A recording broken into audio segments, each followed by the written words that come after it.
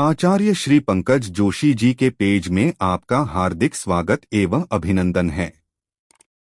Channel में नए हैं तो लाइक, सब्सक्राइब और शेयर करना ना भूलें। ओम श्री गणेशाय नमः। कैसे आप सभी लोग? आशा है सभी कुशल मंगल होंगे। मैं आचार्य पंकज जोशी आप सभी लोगों का अपने YouTube पेज पे पुनः आचार्य पंकज जोशी पेज पे हार्दिक स्वागत एवं अभिनंदन करता हूं। तो आइए आज की वीडियो को हम शुरू करते हैं।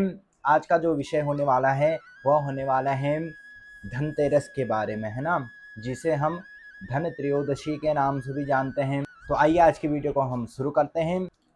तो सबसे पहले तो हम यह जानते हैं कि हम धनतेरस क्यों मनाते हैं। इस दिन भगवान धन्वंतरी समुद्र मंथन से अमृत का कुंभ लेके प्रकट हुए थे, अमृत का कलश लेके प्रकट हुए थे, और वही अमृत जो है मोहिनी अवतार में भगवान विष्णु के द्वारा क्या किया गया था, देवताओं को वितरण किया गया था। तो धन्वंतरी भगवान के प्राकट्य उत्सव के रूप में भी हम धनतेरस को मनाते हैं और इसे ही धन त्रयोदशी, धनतेरस कहा जाता है।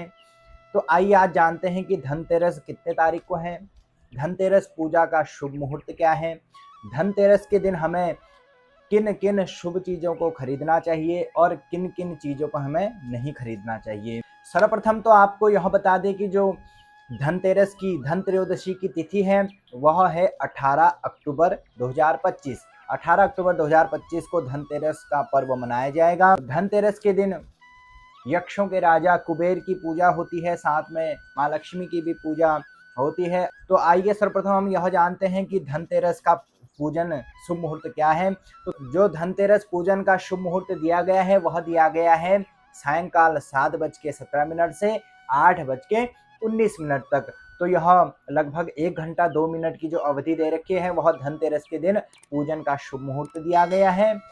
इस शुभ मुहूर्त में आप कुबेर महाराज और माँ लक्ष्मी का पूजन करें। तो विशेषकर आपको क्या करना है, 18 अक्टूबर को एक दिया हमें यमदेव के निमित्त अपने चौखट पे दक्षिण की ओर मुंह करके, उस दिए का मुख दक्षिण की ओर होना चाहिए और यमदेव के नाम से दीपदान अवश्य करना चाहिए। और यमदेव से प्रार्थना भी करनी है कि हमारे घर में जो है सुख शांति बनी रहे और किसी को भी आदि व्याधि रोग इत्यादि न सताए, सभी का कल्याण हो। इस प्रकार यमदेव से प्रार्थना करनी है। तो सर्वप्रथम तो यह जानते थे कि धनतेरस के दिन हमें क्या करना है। प्रातः काल आपको सूर्योदय से पहले जागना है, अपने आंगन की, अपने घर की साफ सफाई कर लेनी है और अपने रसोई घर की साफ सफाई कर लेनी है।